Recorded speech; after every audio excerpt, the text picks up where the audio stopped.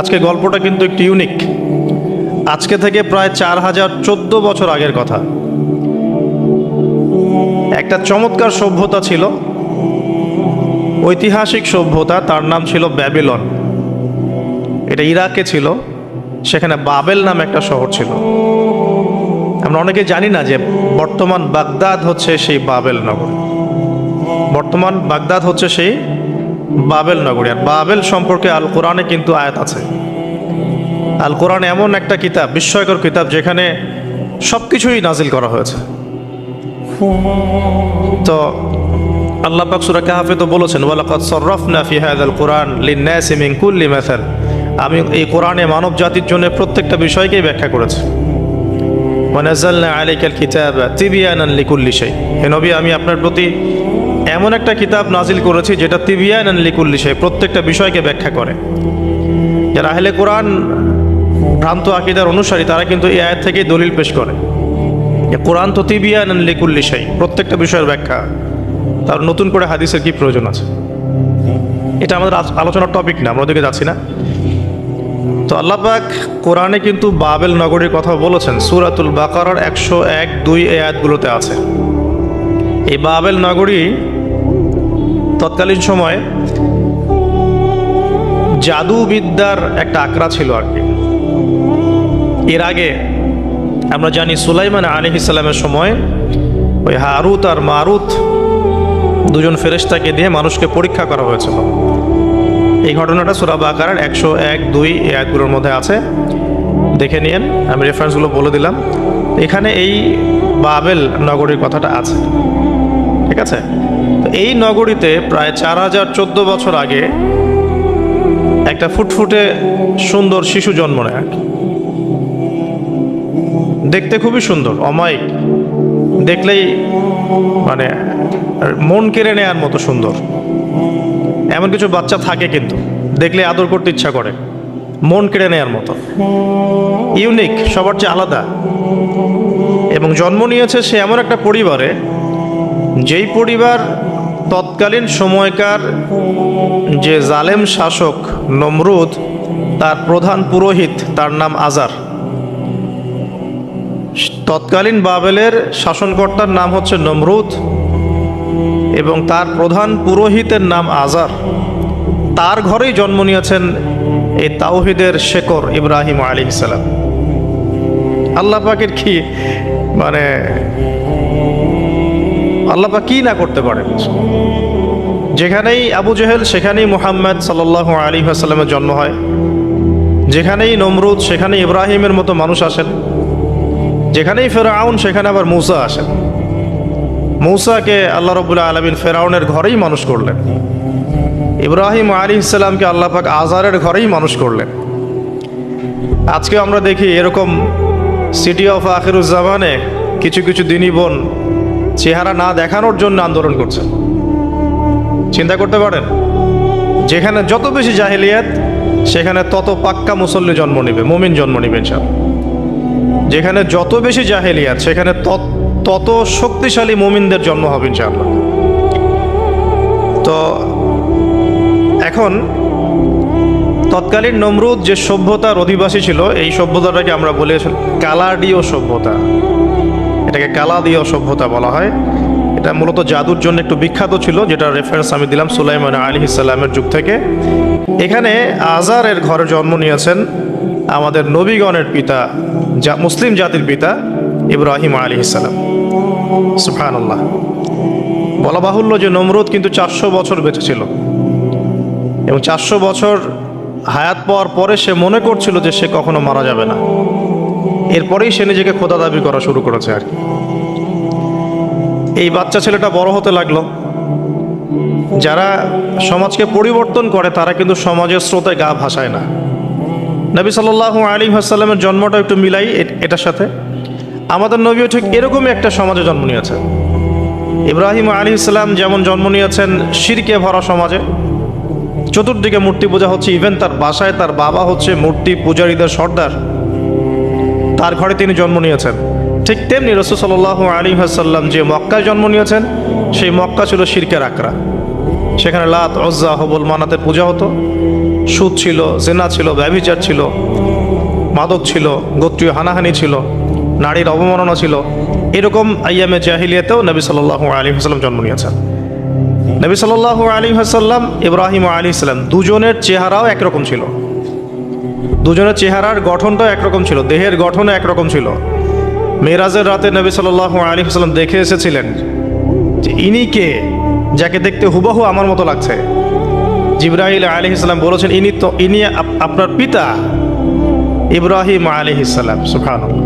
ঠিক তেমনি আমরা খেয়াল করে দেখি যে জীবনের যে চড়াই উতরাই, পারিবারিক জীবন, সামাজিক জীবন, হিজরতের জীবন, দিন প্রতিষ্ঠা ইত্যাদি, প্রত্যেকটা ডিপার্টমেন্টেও ইব্রাহিম আলাইহিস সালাম আর মুহাম্মদ সাল্লাল্লাহু আলাইহি ওয়াসাল্লামের মধ্যে একটা চরম মিল আছে। এটা আমরা আস্তে আস্তে এই গল্পের ভিতরে গেলে বুঝতে পারবো। আর এ কারণেই হয়তোবা আল্লাহ ভালো জানেন, এ কারণেই হয়তোবা আমরা যখন তাশাহুদের পর দরুদ পড়ি, আমরা দরুদের মধ্যে অন্য নবীর নাম নিচ্ছি না, আমরা মুহাম্মদ সাল্লাল্লাহু আলাইহি ওয়াসাল্লামের সাথে ইব্রাহিম আলাইহিস সালামের নাম নিচ্ছি। হতে পারে এটা একটা কারণ, আল্লাহ ভালো জানেন। এখন এরকম পরিবেশে বড় হতে লাগলেন ইব্রাহিম আলাইহিস সালাম। আমি একটু আগে বলেছি, যারা সমাজকে পরিবর্তন করে তারা কখনো সমাজের জাহিলিয়াতের স্রোতে গা ভাসায় না। মুহাম্মদ সাল্লাল্লাহু আলাইহি ওয়াসাল্লাম সমাজ পরিবর্তন করেছেন আইয়ামে জাহিলিয়াতকে মাত্র 23 বছরের ব্যবধানে, কিন্তু তিনি কিন্তু জাহিলিয়াতের সাথে গা ভাসান নাই। তিনি কখনো সুদ খাননি, তিনি কখনো মূর্তি পূজা করেন নাই, তিনি কখনো কোনো অন্যায় গুনাহ করেন নাই, তিনি কখনো মাদক দ্রব্যের কাছেও যান নাই, কিন্তু সমাজটা ছিল এগুলোতে নিমজ্জিত। ঠিক ইব্রাহিম আলাইহিস সালামের ক্ষেত্রেও সেম। তিনি একজন প্রধান পুরোহিতের ঘরে জন্ম নিয়েও কখনো মূর্তির ধার কাছে যান নাই। বরং একটু যখন বড় হচ্ছেন, একটু বড় বলতে ম্যাচিউরড, আমাদের টিকটক প্রজন্মের মতো না, এরা 20-30 বছর হয়ে গেল ম্যাচিউরড হয় না, বুদ্ধি প্রতিবন্ধী, বিকলাঙ্গ। ইভেন ইদানিং আমাদের মেয়েরা ছেলে হচ্ছে আর কি। আমাদের নারীরা এখন পুরুষত্ব দেখাচ্ছে, আর আমরা পুরুষেরা ফেসবুকে একটা স্ট্যাটাস দিয়ে ক্ষান্ত হয়ে থাকি। এটুকু আমাদের দায়িত্ব উম্মার প্রতি। আর এখানে আমরা দক্ষতা অর্জন করেছি অনেক। আমরা মনে করি আমরা সবাই কিবোর্ড মুজাহিদ, আমরা এটা মনে করি। এটাই যুদ্ধ, এটাই জিহাদ। আর নারীরা মাঠে যুদ্ধ করছে এখন, সম্ভ্রমের জন্য, অধিকারের জন্য ইত্যাদি। ফ্যামিলিস্ট রেভলিউশনের দিকে তাকালেও তাই দেখা যায়। ছেলেরা এখন বেকার হয়ে যাচ্ছে, কিন্তু মেয়েরা স্বাবলম্বী হচ্ছে। তারা দিনদার নয়, এই মেয়েগুলো দিনদার নয়, কিন্তু জীবনে প্রতিষ্ঠিত হওয়ার জন্য লড়ছে, চ্যালেঞ্জ গ্রহণ করেছে। এটা ছেলেদের উচিত ছিল। তা আজারের ঘরে জন্ম নেওয়া সেই ইব্রাহিম কিন্তু চ্যালেঞ্জ গ্রহণকারী একটা ছেলে। সে এখন তার পিতাকে বলছেন, কি বলছেন আমরা একটু কোরআনের ভাষা শুনি। আল্লাহ রাব্বুল আলামিন বলছেন, সূরা মারিয়ামের মধ্যে এসেছে ঘটনাটা 41 থেকে 45 নম্বর আয়াতের মধ্যে। আল্লাহ পাক বলছেন, ওয়াজকুর ফিল কিতাবি ইব্রাহিম বা'দা আউযু বিল্লাহি মিনাশ শাইতানির রাজীম। হে নবী মুহাম্মদ সাল্লাল্লাহু আলাইহি ওয়াসাল্লাম, আপনি এই কিতাবে ইব্রাহিমের ঘটনা বর্ণনা করুন। ইয ক্বালা লি আবিহি, যখন ইব্রাহিম তার বাবাকে বললেন, তার বাবা মানে আজারকে বললেন, ইয়া আবাতি, হে আমার বাবা, লিমা তা'বুদু, তুমি কেন ইবাদত করো এমন সত্তার, মা লা ইয়াসমাউ, যে শুনতে পারে না, ওয়ালা ইউবসিরু, দেখতেও পারে না, ওয়ালা ইউগনি আনকা শাইআ, তোমার কোনো উপকার করতে পারে না। একটা ছেলে যার বয়স হবে 15 থেকে 20, হয়তো বা হাইয়েস্ট, তার কাছে কি এমন জ্ঞান আসলো যে সে তার বাবাকে এখন চ্যালেঞ্জ করছে। তার জ্ঞানতাত্ত্বিক যুদ্ধ শুরু হলো, আদর্শিক যুদ্ধ শুরু হলো বাবার সাথে। হে আমার বাবা, আপনি কেন এমন সত্তার ইবাদত করছেন যে শুনতেও পারে না? অসারতা দেখিয়ে দেওয়া হচ্ছে চোখে আঙ্গুল দিয়ে, দেখতেও পারে না, আপনার তো কোনো উপকারও করতে পারে না, কোনো ক্ষতিও করতে পারে না। ওয়ালাম ইউগনি আনকা শাইআ, ইয়া আবাতি, হে আমার বাবা, ইয়া আবাতি ইন্নী আখাফু আন ইয়ামাসসাকা আযাবু মিনার রাহমানি ফাতাকুনা লিশ-শাইতানি ওয়ালিয়া, হে আমার বাবা, আমি ভয় পাচ্ছি যে আপনার উপরে না আবার আল্লাহ পাকের গজব নেমে আসে এবং আপনি শয়তানের ওলি না হয়ে যান। ওলি মানে কি? বন্ধু, বন্ধু, শয়তানের বন্ধু না হয়ে যান। ইয়া আবাতি ইন্নী ক্বাদ জাআনি মিনাল ইলম মা লাম ইয়াতিকা ফাত্তাবি'নি আহদিকা সিরাতান সাওয়িয়া। কি চমৎকার কথা! ছোট্ট ছেলেটা বলছে, হে আমার বাবা, আমার কাছে একটা জ্ঞান আসছে, জ্ঞান, আমার কাছে একটা জ্ঞান এসেছে যেটা তোমার কাছে আসে নাই। ফাত্তাবি'নি, তুমি আমার অনুসরণ করো। আহদিকা, আমি তোমাকে পথ দেখাবো। সিরাতান সাওয়িয়া, সহজ সরল পথ দেখাবো তোমাকে। সন্তান বাবাকে নসিহত করছে, দেখুন। সন্তান বলছে আমার কাছে এমন জ্ঞান এসেছে বাবা, যেটা তোমার কাছে আসে নাই। তুমি আমাকে ফলো করো, আমার অনুসরণ করো, আমি তোমাকে পথ দেখাবো। Ego problem, ego. আজকেও যখন কম বয়সী কোনো মানুষ বেশি বয়সের কাউকে দাওয়াত দিতে যাবে, এরকম প্রবলেম ফেস করতে হবে।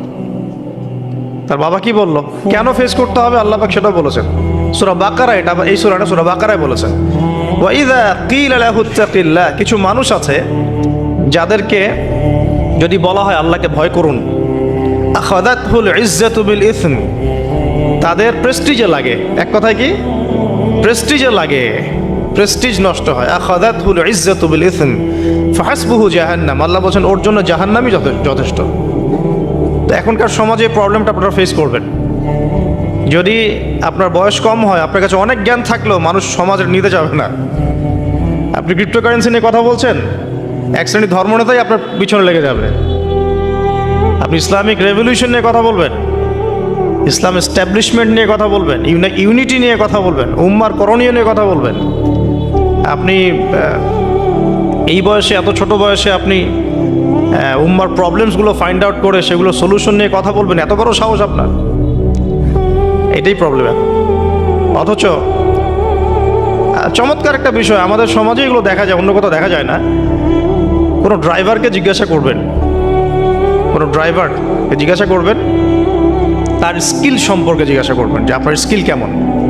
একটা অ্যান্সার দিবে সে, আমি 10 বছর থেকে চালাই, বা 15 বছর থেকে চালাই, আমি 27 বছর থেকে গাড়ি চালাই।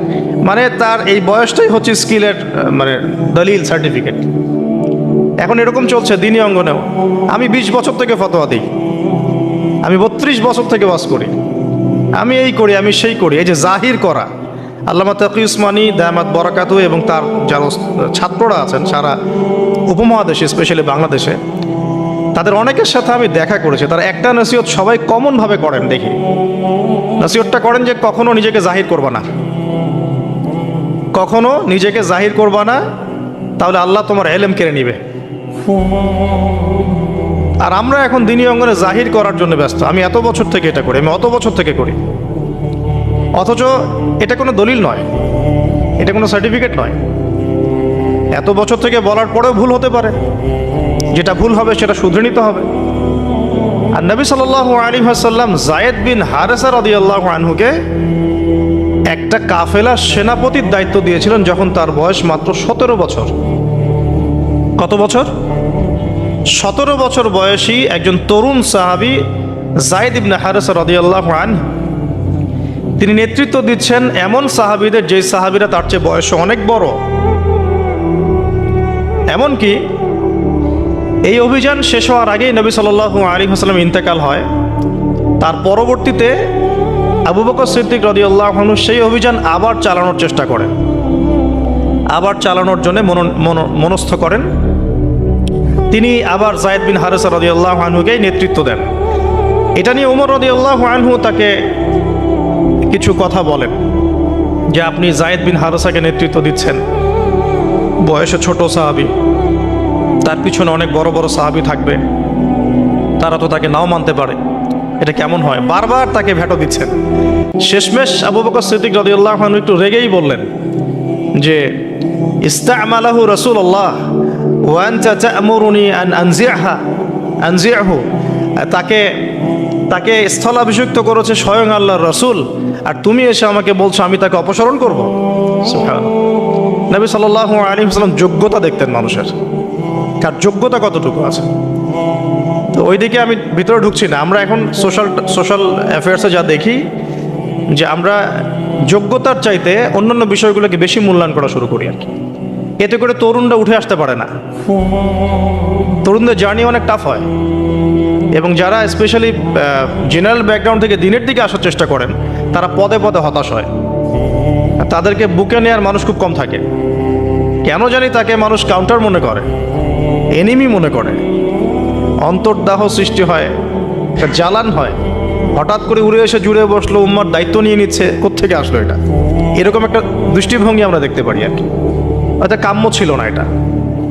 বরং তরবারি যত আপনি শান দিবেন তত ধারালো হবে। তো শান দিবে কারা? যারা তরোয়াল চালাতে পারে তারাই। যারা চালাতে পারে তারা যদি তরোয়ালকে ভোতা করে দেয় তাহলে তো এটা দিয়ে আপনি জালেমের গর্দান কাটতে পারবেন না।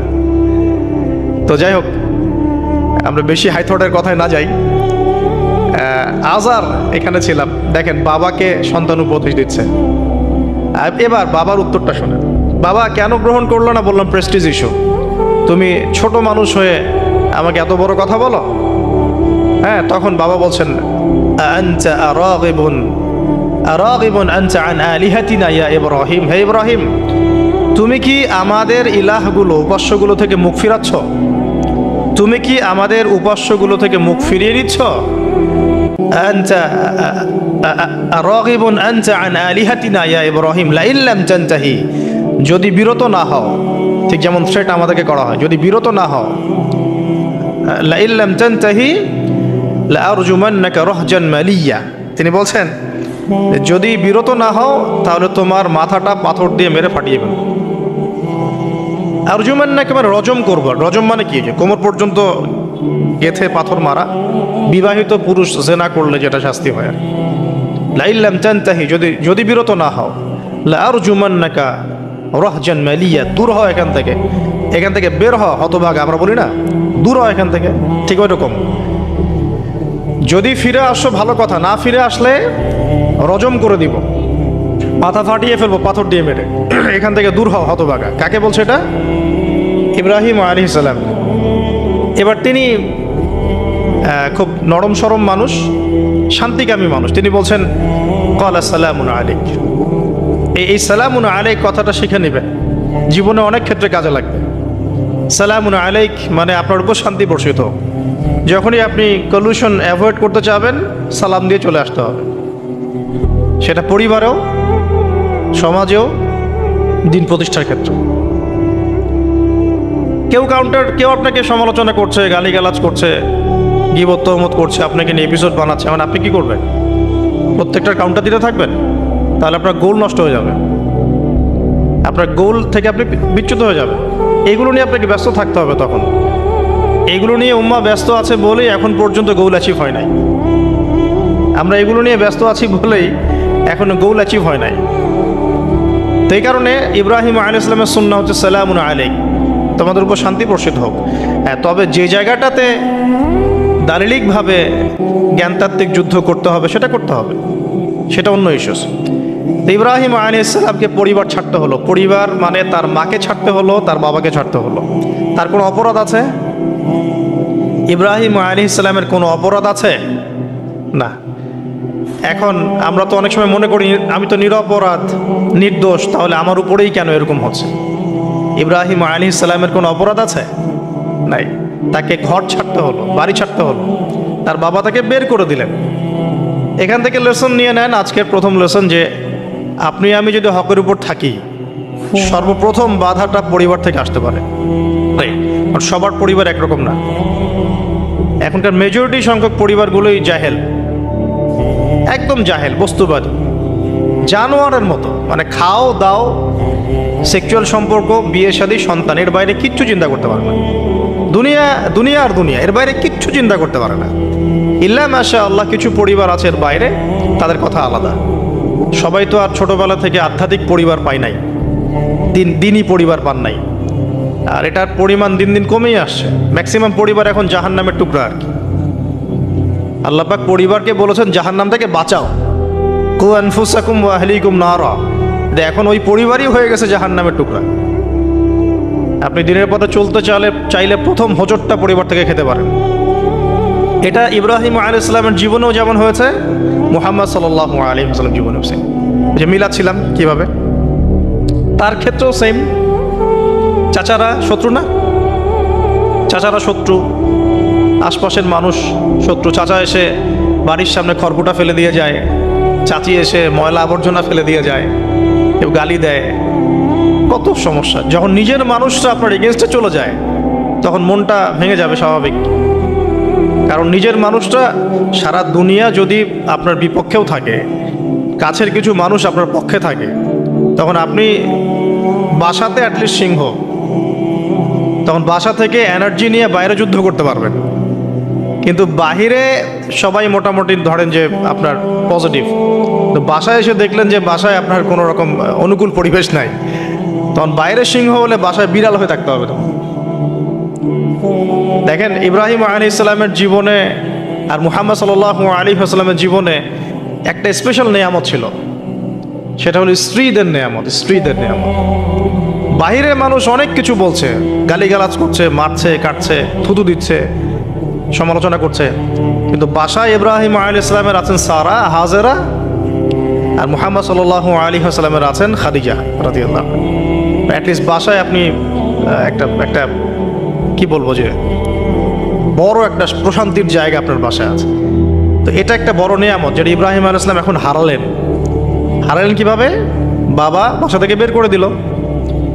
এখান থেকে বুঝতে হবে যে দিনের পথে চলতে গেলে প্রথম বাধা পরিবার থেকে আসতে পারে, তাই বলে তাদের সাথে কোনো রকমের দ্বন্দ্ব সংঘাতে যাওয়া যাবে না। সালামুন আলাইক, সালামুন আলাইক, তোমাদের উপর শান্তি বর্ষিত হোক। ইব্রাহিম বলছেন সালামুন আলাইক, হে বাবা আপনার উপর শান্তি বর্ষিত হোক। শুধু তাই না, আরও বলছেন আস্তাগফিরু লাকা রব্বি, আমি আপনার জন্য আল্লাহর কাছে ক্ষমা চাইব ইনশাআল্লাহ। ইন্নাহু কানা বি হাফিয়া, তিনি আমার প্রতি খুব মার্সিফুল, আশা করি তিনি আমার দোয়া কবুল করবেন। কিন্তু যখন তিনি জানতে পেরেছিলেন যে তার বাবা শিরকের উপর আছেন, আল্লাহ পাক মাফ করবেন না, সূরা তওবার মধ্যে আছে, তখন থেকে তিনি আর ক্ষমা চান নাই, বাবার জন্য ক্ষমা চান নাই। তো এবার ইব্রাহিমের সফর শুরু হলো একাকিত্বের সফর। তার মানে একটা বিষয় এটাও শিখতে হবে, হকপন্থীদের সাথে আল্লাহর দেয়া একটা বিশেষ নিয়ামত হচ্ছে একাকিত্ব। হকপন্থীদের লাইফে আল্লাহ পাকের পক্ষ থেকে একটা বিশেষ অনুগ্রহ হচ্ছে একাকিত্ব। মানে একাকিত্ব কেন নিয়ামত বললাম? কারণ একাকিত্ব মানুষকে আল্লাহ চিনিয়ে দেয়। অনেক আলেম দেখবেন যারা জেল টেল খেটে বের হয়েছেন, তারা সবাই একটা কথা বলবেন, জেলখানায় আমরা আল্লাহকে চিনেছি। সব আলেমরা এই কথা বলে যারা ওখান থেকে বের হয়ে আসে। কারণ একাকিত্ব মানুষকে গভীরভাবে ভাবায়, আল্লাহকে পাওয়ায়, আল্লাহর কাছে দোয়া করতে শেখায়, মানুষকে বোঝায় যে আল্লাহ ছাড়া কেউ নাই সাহায্য করার। তো যারা হকপন্থী হয় একাকিত্ব তাদের বরণ করতেই হয়, এটা মাথায় রেখে পথ চলতে হবে। ইব্রাহিম আলাইহিস সালাম পথ চলা শুরু করলেন। এবার কি হলো? তিনি কি বাসা থেকে বের হয়ে সেই এলাকা, ওই নমরুদের দেশ ছেড়ে চলে গিয়েছিলেন? উত্তর না। প্রথমে তিনি চলে যান নাই, প্রথমে তিনি ওই সমাজেই থেকেছেন, থেকে দাওয়াত দেওয়ার চেষ্টা করেছেন। তিনি ওই সমাজেই থেকেছেন, থেকে দাওয়াত দেওয়ার চেষ্টা করেন, ঠিক মুহাম্মদ সাল্লাল্লাহু আলাইহি ওয়াসাল্লামের মতোই। সমাজের মানুষ যখন নির্যাতন নিপীড়ন করছেন, তিনি কি শুরুতেই সমাজ ছেড়ে বের হয়ে চলে গেছেন? না, 13 বছর দাওয়াত দিয়েছেন। কত বছর? 13 বছর। তো ইব্রাহিম আলাইহিস সালাম সমাজের মানুষকে দাওয়াত দেন। কিভাবে দেন? কোরআনে এভাবে ভাষা আসছে। আমি সূরাগুলোর নাম বলে দিই, আপনারা একটু চেক করে নিয়েন। সূরা আম্বিয়ার মধ্যে আসছে, সূরা সফফাতের মধ্যে আসছে, সূরা আনআমের মধ্যে আসছে। তো তিনি দাওয়াত দেন এভাবে যে ওয়াইজ ক্বালা ইব্রাহিম, যখন ইব্রাহিম বললেন লিআবিহি ওয়া কওমিহি, তার বাবাকে এবং তার কওমকে বললেন, মা হাযিহি তামাসিলুল্লাতী আনতুম লাহা আকিফুন, তোমরা এইসব কি মূর্তির উপাসনা করো, এদের চারপাশে ঘুরতে থাকো, কি সব করো? তো তারা বলে যে নাহনু বাল ওয়াজাদনা আবাআনা কাযালিকা ইয়াফআলুন, আমরা আমাদের বাপ দাদাদেরকে দেখেছি এইভাবেই করতে। তাদের রেফারেন্স কিন্তু এটাই ছিল, কোনো দালিলিক জ্ঞানতাত্ত্বিক যুক্তি বিজ্ঞান দর্শন এখানে নাই। এখানে কি ফিলোসফিটা কি? বাপ দাদাদেরকে দেখেছি করছে। তো এটা দিয়ে আবার অনেক সময় বাংলাদেশে আবার একটা ট্রেন্ড চালু করা হয়েছে যে তোমরা দীর্ঘদিন 1200 বছর থেকে যে ইসলামটা ফলো করে আসছো ওটা ভুয়া, আমরা যেটা নতুন মডারেশন দিচ্ছি এটাই সঠিক। এই দলিল সেম না। এখানে অমুসলিমদেরকে দাওয়াত দেওয়া হচ্ছে। অমুসলিমরা বলছে যে আমরা বাপদাদাদেরকে দেখেছি যে তারা এভাবেই মূর্তি পূজা করতো, আমরা তাই করি। এটার সাথে কি হানাফি মাযহাবকে মিলাবেন আপনি? হ্যাঁ, হানাফি মাযহাব বাপদাদা থেকে চলে আসে, ভুয়া, নতুন যেটা দিচ্ছি এটাই সঠিক। আস্তাগফিরুল্লাহ। তো আমরা হাত চেঞ্জ করাটাকে এখন মনে করি হিন্দু থেকে মুসলমান হইলাম মনে হয়। হাত বদল করাটাকে মনে হয় যে হিন্দু থেকে মুসলমান হয়েছি মনে হয়। গভীরে ঢোকেন, ওলামায়ে কেরামদের মানে দার্সে গিয়ে বসে গভীরে ঢুকলে বুঝতে পারবেন যে ইসলামিক স্কুল অফ থটগুলা প্রত্যেকটারই ভিত্তি আছে, এগুলোর গভীর শেকড় আছে, ভিত্তি আছে। আল্লাহ, রাসূল এবং রাসূলের সাহাবীগণ, এই তিনটাকেই মানতে হবে। আপনি যদি বলেন যে আমি সাহাবীদেরকে মানি না, খালি আল্লাহ এবং রসুলকে মানি, তাহলে আল্লাহকে রসুলকে মানতে পারবেন না। সাহাবীদের অনুসরণ না করলে রসুলকে ফলো করতে পারবেন না। তো ওইটা আজকের ইস্যু না, এটা ফিকহি অনেক ব্যাপার, গভীর ব্যাপার, এটা অন্যদিন কথা হবে। এই দলিল কিন্তু সেম করা যাবে না। আবার যে আমরা বাপ দাদা থেকে দেখে আসছি, তোমরা নামাজ এইভাবে পড়ো, এই নামাজ ওই দলিল চলবে না, আমারটা ঠিক, এটা ঠিক না। নামাজ যেটা পড়ে আসে তারা এটা ঠিক আছে, এর প্রত্যেকটা দলিলের মধ্যে অথেন্টিসিটি আছে। এরকম করে সমাজে ফিতনা ছড়ানো ঠিক হবে না, বিভ্রান্তি ছড়ানো ঠিক হবে না। এখন আসুন ইব্রাহিম আলাইহিস সালামকে কি আনসার দিচ্ছেন? আমরা আমাদের পিতা মাতাদেরকে দেখেছি, বাপ দাদাকে দেখেছি এরকম তাওয়াফ করতে, মূর্তির চারপাশে পূজা করতে, নজর দিতে। তো ইব্রাহিম আলাইহিস সালাম বলছেন যে হাল ইয়াসমাউনাকুম, এই মূর্তিগুলো কি তোমাদেরকে শুনতে পারে? ইস্তাদউন, যখন তোমরা একে ডাকো। হাল ইয়ানফাউনাকুম, তোমাদের কোনো উপকার আসতে পারে? আও ইয়াদুররুকুম, তোমাদের কোনো ক্ষতি করতে পারে? তার দলিলগুলো কিন্তু অকাট্য। ইব্রাহিম আলাইহিস সালামের দলিলগুলো কিন্তু এখানে, যুক্তিগুলো কিন্তু অকাট্য। আসলে কি সে শুনতে পারে? আসলে কি সে দেখতে পারে? আসলে কি সে তোমার উপকার করতে পারে? তাদের কিন্তু কিছু বলার নাই এখানে। তারা বলছে বাল ওয়াজাদনা আবানা কাযালিকা ইয়াফআলুন, আমাদের পিতা মাতা বাপ দাদাদেরকে দেখেছি এইভাবেই করতে। ইব্রাহিম আলাইহিস সালাম বলছেন যে ইন্নাকুম আনতুম লাফি দালালিম মুবিন, তোমরা তো সুস্পষ্ট বিভ্রান্তির মধ্যে আছো তাহলে।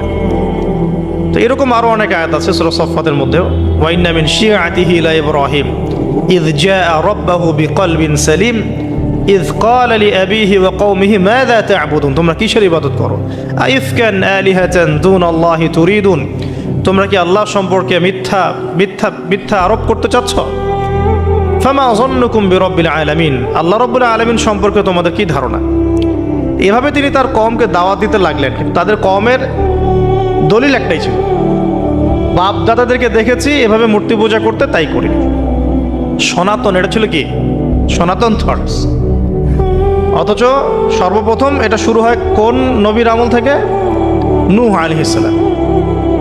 নূহ আলাইহিস সালামের যুগের মানুষ সর্বপ্রথম এই মূর্তি পূজা শিরক করেছে।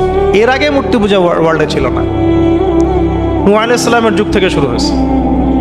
তাহলে এটাকে আমরা সর্বোচ্চ পর্যায়ে সনাতন বলতে পারি না।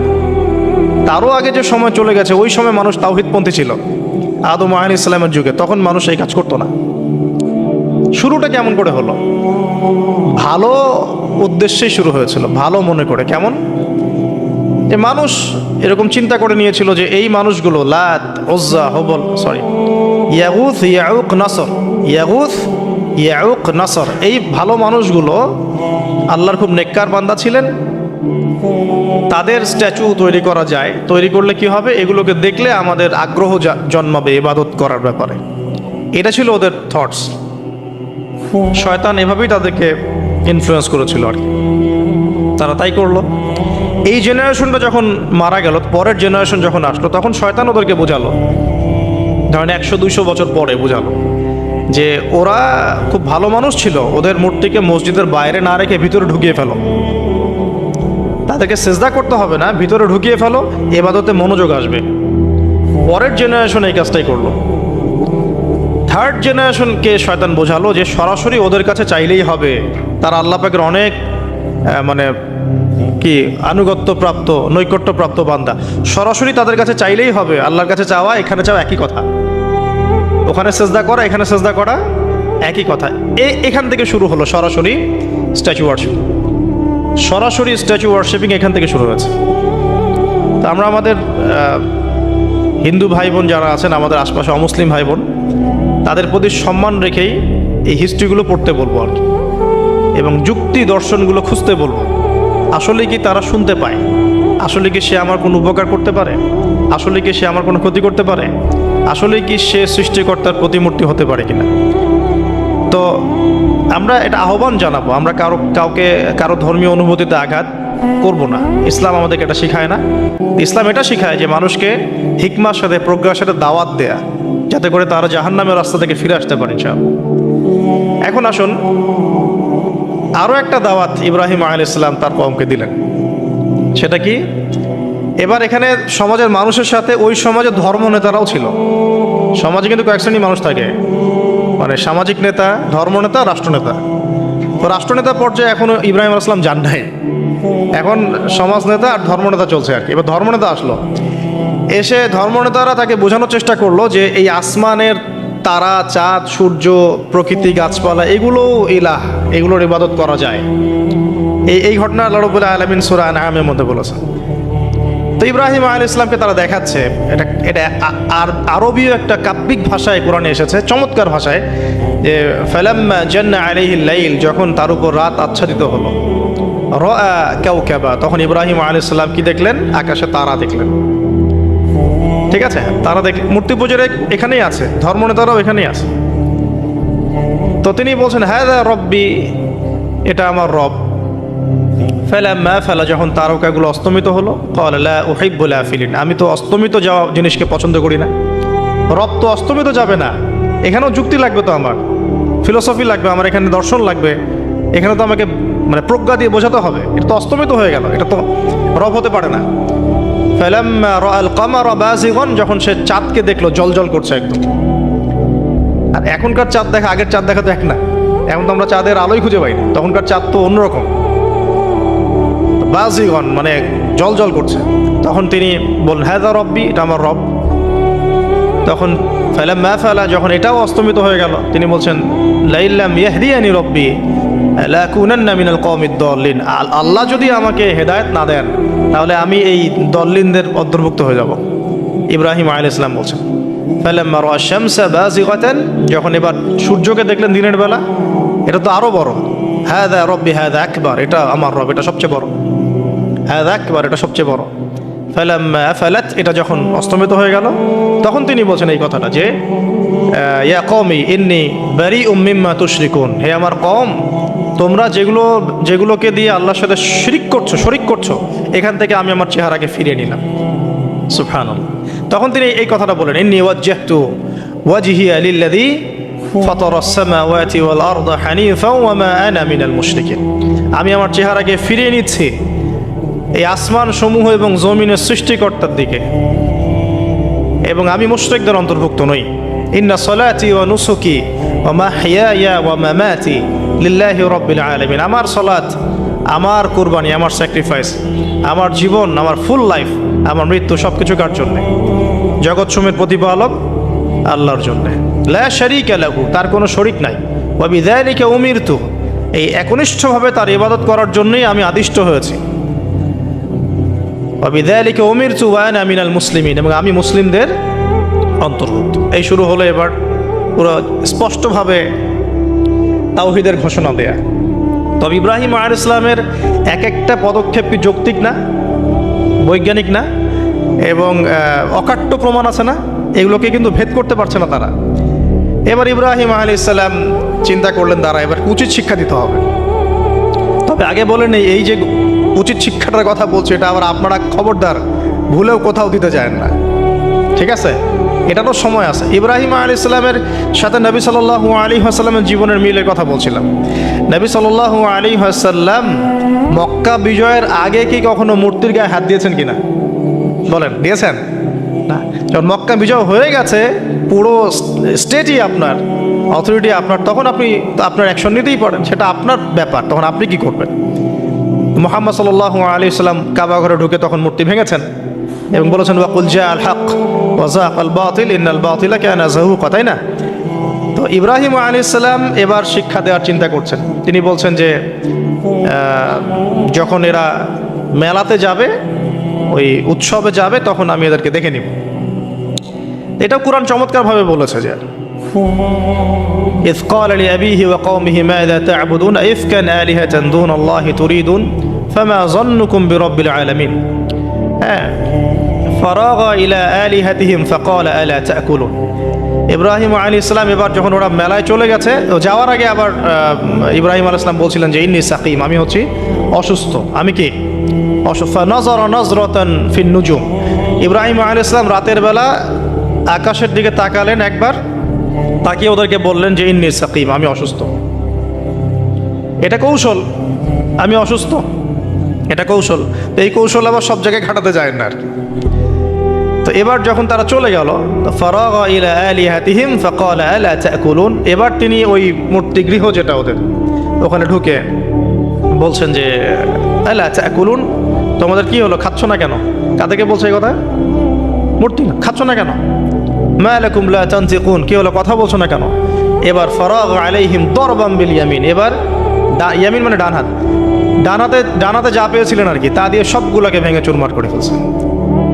ব্যাস, এবার ওরা যখন আসলো এসে বলছে যে আনতা ফাআলতা হাযা বিআলিহাতিনা ইয়া ইব্রাহিম, হে ইব্রাহিম তুমি কি আমাদের উপাস্যদের সাথে এই কাজ করেছো? ইব্রাহিম বলছেন লা বাল ফাআলাহু কাবীরুহুম হাযা, বরং এই বড়টা এই কাজ করছে, এর মধ্যে সবচেয়ে বড় যেটা আছে এই ব্যাটার কাজ, আমি করি নাই, আমি তো করি নাই। তখন ওরা তো এটা তো হতভম্ব হয়ে গেল, যে সে বলছে যে তুমি তো জানো, তুমি তো খুব ভালো করেই জানো যে তারা কথা বলতে পারে না, নড়াচড়া করতে পারে না, কিছুই করতে পারে না। তখন তিনি বললেন তাহলে তোমরা কেন এমন ইলাহের উপাসনা করো যে কথাও বলতে পারে না, শুনতেও পারে না, দেখতেও পারে না, তোমার উপকারও করতে পারে না, ক্ষতিও করতে পারে না। কিন্তু এবারও কিন্তু যুক্তি নাই, কোনো তাদের কাছে কোনো দলিল নাই, কোনো প্রমাণ নাই, কোনো যুক্তি দর্শন কিচ্ছু নাই। এবার শুরু হলো জুলুম। জালেমের কাজ কি? যুক্তি, জ্ঞান, দর্শন, বিজ্ঞান এগুলো দিয়ে যখন পরাস্ত, এগুলো দিয়ে পারছি না, এবার পেশি শক্তি। এবার কি? পেশি শক্তি। ব্যাস, এবার পেশি শক্তি। ইব্রাহিম আলাইহিস সালামকে নিয়ে যাওয়া হচ্ছে নমরুদের দরবারে। এবার চলো, এবার তোমার আজকে খবর আছে। এবার পুরো রিমান্ড হবে 7 দিনের। একদিন রিমান্ড হলেই অবস্থা খারাপ হয়ে যাওয়ার কথা। ইব্রাহিম আলাইহিস সালামকে এবার নিয়ে যাচ্ছে ধরেন নমরুদের কাছে। কি যে হবে আল্লাহ ভালো জানে। ইব্রাহিম আলাইহিস সালাম যখন যাচ্ছেন তখন কি তিনি জানতেন যে আল্লাহ পাক তাকে আগুন থেকে বাঁচাবেন? এই ঘটনা যে ঘটবে তিনি কি জানতেন? আচ্ছা, আমরা না হয় জানি যে এমনটা হয়েছিল। ইব্রাহিম আলাইহিস সালাম ওই সময় তো আর জানতেন না যে কি হতে যাচ্ছে। তার মানে তার ওই সময় তার ইমানের তেজ, তার স্থিরতা, ইস্তেকামা এবং তাওয়াক্কুল কত বেশি ছিল। তাকে নিয়ে যাওয়া হচ্ছে। এবারে নমরুদের সামনে দাঁড় করিয়ে নমরুদ এবার একটু মজা নিয়ে জিজ্ঞাসা করলো যে কে তোমার রব? ওই কবরের প্রশ্ন করার মতো, মান রব্বুক, তোমার রব কে? তো ইব্রাহিম আলাইহিস সালাম বলছে রব্বি আল্লাযী ইউহয়ী ওয়া ইউমীত, আমার রব তিনি যিনি জীবন দেন মৃত্যুও দেন। এবার নমরুদ বলছে ক্বালা আনা উহয়ী ওয়া উমীত, আমি তো জীবন দিই আর মৃত্যু দেই। কিভাবে? একজন যাবজ্জীবন প্রাপ্ত আসামিকে ডেকে নিয়ে ছেড়ে দিল, দিয়ে বললো যে জীবন দিলাম। আর একজন আসামিকে ডেকে তৎক্ষণাৎ মৃত্যুদণ্ড দিয়ে মৃত্যু দিলাম। তো ইব্রাহিম দেখলেন আলাইহিস সালাম এ তো মোটা বুদ্ধির মানুষ, কারণ যে যত বড় জালেম হয় তার বুদ্ধি তত মোটা হয়, কিন্তু এটা মাথায় রাখবেন। ফেরাউনের মতো জুলুম মানুষের বুদ্ধি লোপ করে দেয়, আর শিরক মানুষের মধ্যে ভয় সঞ্চার করে। যখন আপনি শিরক করতে থাকবেন মনে খুব ভয় কাজ করবে। এবং মুশরিক বাহিনী কখনো ইসলামের বিজয় লাভ করতে পারে নাই। যে মুসলিম সেনাবাহিনীর মধ্যেও শিরক ছিল না, ওরা যুদ্ধের মাঠে পরাজিত হয়ে গেছে। ইতিহাস ঘাটবেন, মুসলিম যে সেনাবাহিনীর মধ্যে শিরক ছিল ওই সেনাবাহিনী পরাজিত হয়ে গেছে। আবার অল্প গুটি কয়েক সেনাবাহিনী তারা তাওহীদপন্থী ছিল, তারা জয়লাভ করেছে।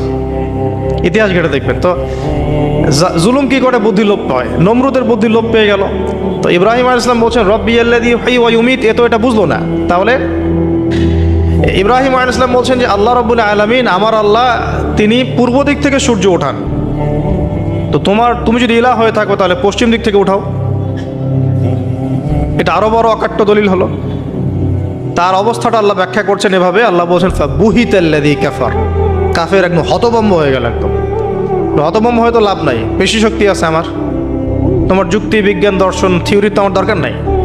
তোমার দিনের জ্ঞানের এলিমেন্ট তোমার দরকার নাই। তোমার ওয়াজ নসিহতের আমার দরকার নাই। আমার কাছে কি আছে? পেশি শক্তি আছে। পিঠায় সব সিধা করে ফেলাবে একেবারে। বাস, ইব্রাহিম আলাইহিস সালামের জন্য বলছে ফাল হাররিকুহু ওয়ানসুরু আলিহাতাকুম, একে জ্বালায় দাও, পুরায় দাও, একে জ্বালায় পুরায় দাও, তোমাদের ইলাহদেরকে সাহায্য করো। আল্লাহ পাক অন্য জায়গায় বলছেন যে ফাআরাদু বিহি কাইদান ফাজআলনাহুমুল আসফালিন, তারা ইব্রাহিম আলাইহিস সালামকে নিয়ে একটা বিশেষ বড় একটা কৌশল করল। এই কৌশলটা কি ছিল? তাকে অগ্নিকুণ্ডের মধ্যে ফেলে দেওয়ার একটা চেষ্টা করলো। আগুন জ্বালিয়ে রাখলো, বলা হয় 40 দিন। এগুলো হিস্ট্রি তাফসিরুলতে আসছে, আমি just Quran text to the point বলছি। তো আগুন দাউ দাউ করে জ্বলতে লাগলো, ওই ব্যাবিলন, ওখানকার সব মানুষ দেখছে বিষয়টা। ইব্রাহিম আলাইহিস সালামকে ফেলে দেওয়া হবে। দেখেন, যখন ফেলে দেওয়া হবে তখন কি ইব্রাহিম জানতেন যে তিনি আগুনে পুড়বেন না? তিনি তাহলে প্রস্তুত ছিলেন তখন, তিনি তখন জীবন দেওয়ার জন্য প্রস্তুত ছিলেন। ঠিক আছে, এখন তাকে ফেলে দেওয়া হচ্ছে, ঠিক ওই সময়ে জিবরাইল আলাইহিস সালামের আগমন। সুবহানাল্লাহ। তিনি এসে বলছিলেন যে আমার কাছে কোনো হাজত আছে নাকি আপনার?